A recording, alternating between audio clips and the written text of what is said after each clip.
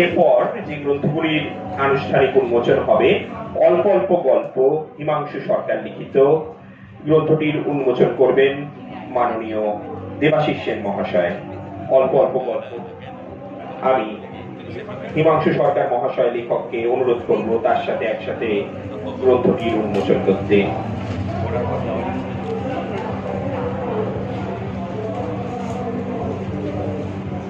আর হিমাংশু সরকার সম্পাদিত বাংলার সেরা কল্পকাহিনী, সেই গ্রন্থটিও মাননীয় দেবাশিস সেন উন্মোচন করবেন। দেবাশিস দা এদিকে।